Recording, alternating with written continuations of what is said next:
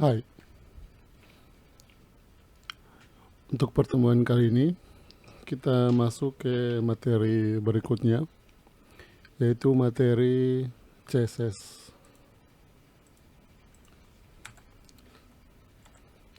Jadi CSS dia sama seperti HTML, dia tidak masuk dalam kategori bahasa pemrograman.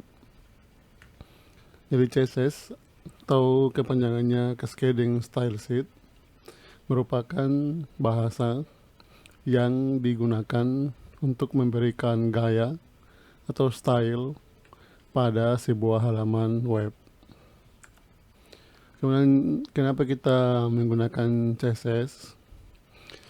Jadi CSS digunakan untuk memisahkan style dari halaman web, sehingga tampilan halaman web kita itu lebih rapi dan lebih bersih, karena dia dikerjakan di file yang berbeda dengan file HTML. Jadi file CSS itu dia terpisah dengan file HTML. Kemudian untuk satu CSS itu bisa digunakan di banyak halaman HTML. Misalkan kita membuat sebuah CSS kotak, kita bisa gunakan di halaman beranda, kemudian di halaman galeri, halaman berita, hanya dengan satu kali pembuatan CSS-nya. Atau untuk satu halaman HTML, itu dia akan memiliki tampilan yang berbeda jika menggunakan CSS yang berbeda tanpa merubah struktur HTML-nya. Ini nanti saya perlihatkan ya. Kemudian untuk CSS, dia terdiri dari 3. Yang pertama itu adalah selektornya, kemudian properti, dan yang terakhir adalah properti value-nya. Jadi untuk selektor ini, dia merupakan sebuah tag HTML ya. Contohnya ini tag P. Jadi kita bisa menggunakan tag HTML sebagai selektor pada CSS, atau kita bisa menggunakan class. Ini baru kalian dengar ya, class atau ID. Kalau kemarin kita belajar HTML, kita sudah pernah buat ID. Jadi kita bisa menggunakan tag, atau kita bisa membuat class, atau kita bisa membuat ID. Yang berikutnya itu adalah property. Jadi property ini merupakan nama stylenya. Dengan properti inilah sebuah tag HTML bisa dirubah menjadi CSS. Kemudian juga ada property value atau nilai dari properti. Nilainya ini bisa bermacam-macam ya. Bisa kalau ini contohnya di gambar ya, berupa nama, warna. Bisa juga berupa ukuran, dan masih banyak nilai-nilai lainnya. Jadi sekarang kita langsung saja masuk di codingan. Sebelum kita masuk di codingan, saya akan memperlihatkan dengan beberapa tampilan CSS yang menggunakan satu halaman HTML. Ya, ini kalau kalian mau lihat, kalian bisa buka di webnya W3 School. Kemudian pilih CSS dan Introduction. Jadi di sini ada sebuah halaman web yang dibuat strukturnya menggunakan HTML. Kalau kita ganti CSS-nya, misalkan saya pilih Style Sheet 2, ini tanpa merubah struktur HTML, tapi tampilan halaman webnya itu sudah berubah, karena CSS-nya berbeda. Style 3, Style 4, ini kalau tanpa styling. Jadi kalau tanpa styling, tampilannya kurang menarik. Kalau sudah dikasih style, tampilannya lebih menarik. Jadi dengan satu buah halaman HTML, kalau kita memberikan CSS yang berbeda, otomatis tampilannya juga akan berbeda. Nah, ini saya close ya. Jadi sekarang kalian buka Visual Studio Code, Ctrl B. Kemudian seperti biasa, folder yang sudah sering kita buat. Ini foldernya bebas ya namanya. Kalian tinggal drag and drop seperti biasa. Kemudian kita buat file baru ya, index.html, kemudian tanda seru dan tab. Saya tutup lagi sidebarnya, Ctrl B. Klik kanan, open with live server.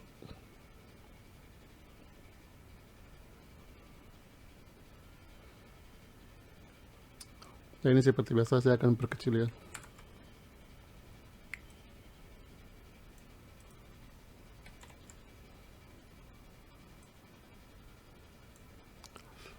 Ya, materi yang pertama itu bagaimana kita menulis CSS. Jadi untuk menulis CSS sendiri itu ada 3 cara. Cara yang pertama yaitu namanya internal CSS.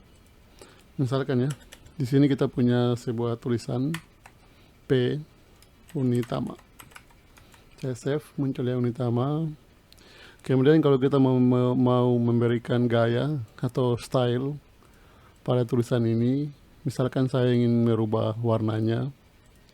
Jadi cara pertama kita bisa tulis di sini dengan menggunakan text style. Kemudian di tab. Selanjutnya kita gunakan selektor, yaitu selektornya adalah tag P. Jadi kalian tulis P, buka kurung, kemudian untuk merubah warnanya color, titik 2, misalkan warna merah, red. Kemudian save. Ya, tulisan Unitama di sebelah sudah berubah menjadi warna merah. Ini berfungsi ya. Cuman ini kalau kalian lihat, ini tampilannya nanti halaman web kalian itu kurang rapi. Kenapa? Karena di sini tergabung antara tulisan HTML dan tulisan CSS. Sementara tadi definisinya CSS dibuat supaya memisahkan antara gaya dan tampilan halaman yang menggunakan HTML. Jadi cara ini berfungsi tapi tidak disarankan. Atau ada cara yang kedua. Ini saya hapus ya.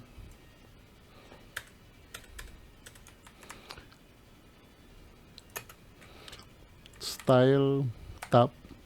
Kemudian kalian kasih color titik 2 red titik koma, kemudian save. Ya, cara ini juga berfungsi, tapi cara ini lebih tidak disarankan dibanding tadi cara pertama ya. Karena cara ini kita menulis inline CSS, yaitu menulis CSS-nya di dalam tag HTML. Ini nantinya akan memberatkan halaman website kita. Ini nanti akan saya bahas terpisah ya. Tapi pada dasarnya ini yang paling dilarang karena dia akan memberatkan halaman website kita. Jadi cara yang disarankan yaitu cara yang ketiga. Ctrl B. Di sini kalian buat file baru. Style. Ini bukan titik HTML tapi titik CSS.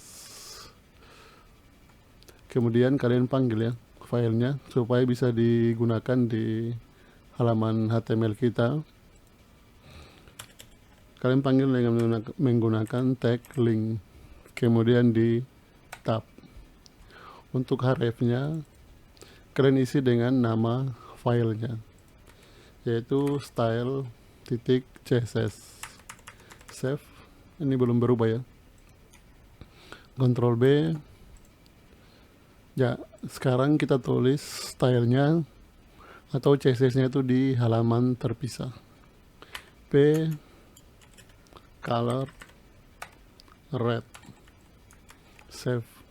Ya. Jadi dari cara pertama, kedua dan ketiga semua hasilnya sama ya. Tapi yang disarankan itu adalah cara yang ketiga. Karena file HTML kita tuh sekarang lebih rapi ya. Hanya ada tag HTML. tidak ada style CSS. Style CSS-nya dipisah di halaman yang berbeda.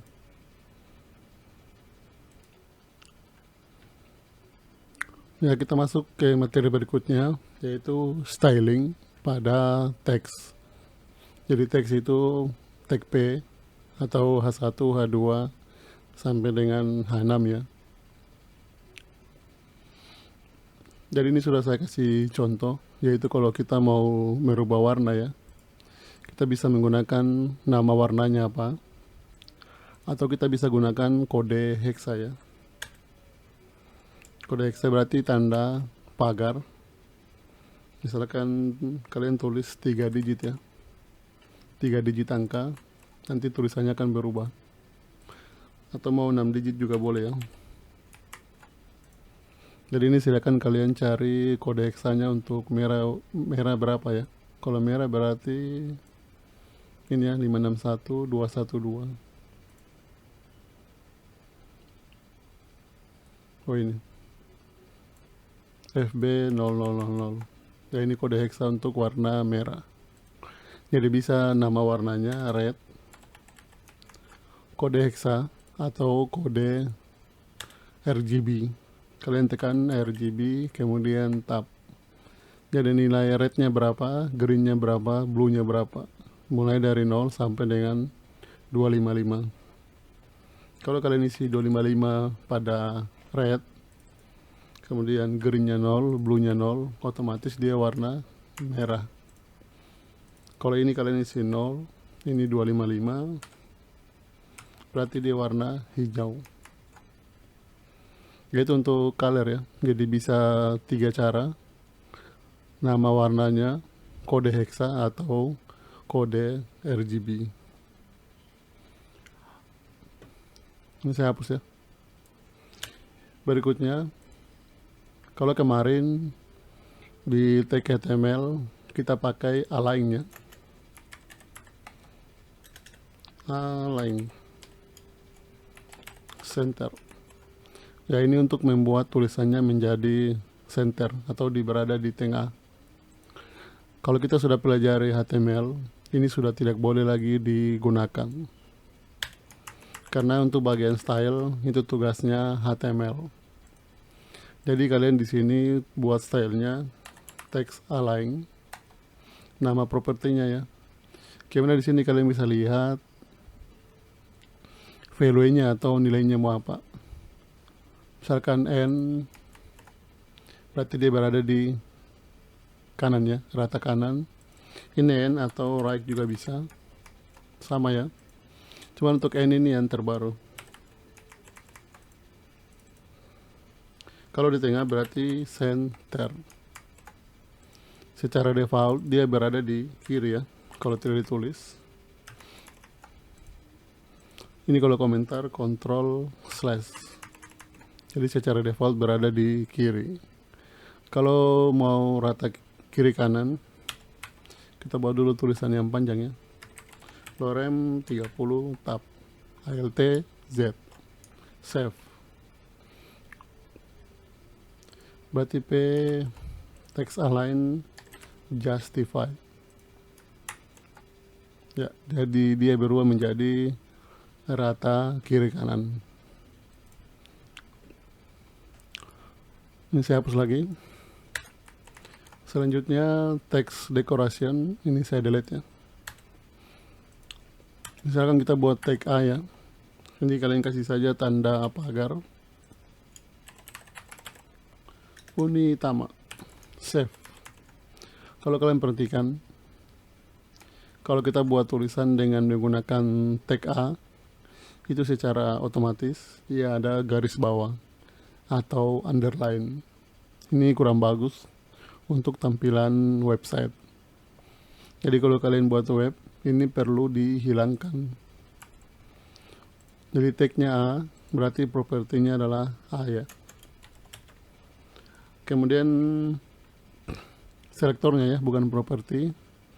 Propertinya adalah text decoration. Ini kalian pilih none ya, supaya garis bawahnya hilang. Kemudian di save. Jadi tulisan linknya tuh lebih bagus. Kemudian untuk tag P ya, tag P misalkan kalian mau buat tulisan yang bertanda tangan ya, biasanya itu kan namanya di garis bawah. Text decoration, ini kalian pilih underline supaya ada garis bawahnya. Atau kalian bisa coba nilainya lain, yaitu line stroke, kemudian save.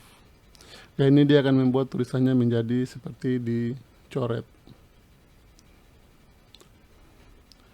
Kita coba lagi properti yang lain, yaitu overline. Tapi ini garis, kalau tadi garis bawah ya, ini garisnya ada berada di atas.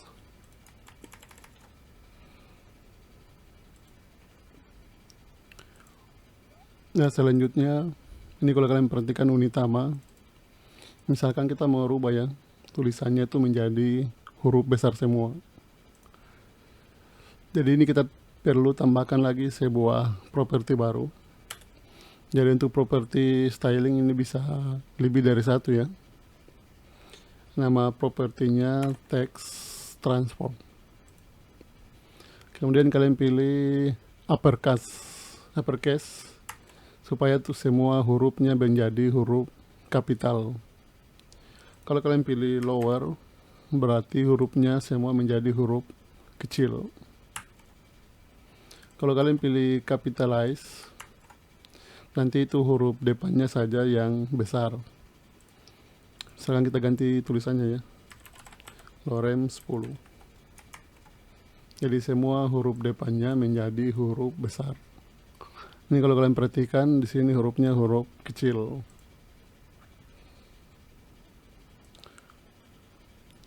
Kemudian kalau kalian biasa nulis seperti makalah, di sini biasa ada di tab ya, di tab masuk berapa senti sekian. Itu kalian perlu tambahkan propertinya yaitu text indent. Kemudian kalian isi berapa nilainya. Misalkan 12 pixel. Jadi di sini ada spasi ya, atau kalau di Microsoft Word itu semacam tab. Ini tergantung nilainya kalian kasih berapa ya. 25. Ya, untuk properti nilai ini kalian bisa gunakan pixel atau kalian bisa gunakan sentimeter juga boleh. Misalkan 5 cm. Oh, ini terlalu jauh ya. 3 cm ya. Jadi jarak dari sini ke sini itu adalah 3 cm. Selain pixel, sentimeter, kalian juga bisa gunakan persen. Artinya misalkan saya kasih 30% ya. Artinya 30% dari lebar layar, yaitu lebar si browser. Kemudian kalau ini saya hapus ya, atau saya perkecil ya, 12 pixel. Ini kasih ubah jadi text align justify. Kemudian kalau kalian mau atur jarak antara hurufnya ya, antara huruf satu dan huruf lainnya, kalau mau ada jaraknya, kalian gunakan letter spacing, misalkan 5 pixel. Ya, ini biasanya digunakan kalau kalian buat judul ya, kalau hurufnya terlalu dekat. Sekarang ini ya, unitama. Kalau hurufnya terlalu dekat dan kalian mau memberikan jarak antara huruf, ya kalian gunakan letter spacing. Yang terakhir, biasanya kalau kita di Microsoft Word ya, kita mau atur spasinya, misalkan spasi 1, 1,5 atau spasi 2 di sebuah paragraf. Itu kalian bisa tambahkan namanya line height. Kalian kasih nilainya berapa, misalkan 10 pixel. Save. Oh, ini jaraknya terlalu dekat ya, makanya tulisannya dia numpuk. kalian bisa kasih angka yang lebih besar, 30 ya, jadi sudah ada jaraknya. Oh ya, saya lupa satu ya. Kalau tadi kita atur jarak antara huruf, kalau sekarang jarak antara kata, misalkan lorem dan ipsum. Kalau kalian mau mengatur jaraknya, itu kalian gunakan namanya word spacing. Ya, ini jarak antara katanya, misalkan 25 pixel. Ya, jadi jaraknya lebih jauh. Jadi kalau letter spacing, jarak antara huruf, word spacing, jarak antara kata. Kalau line height berarti seperti di Microsoft Word, yaitu spasinya ya. Ya, sekian untuk materi kali ini.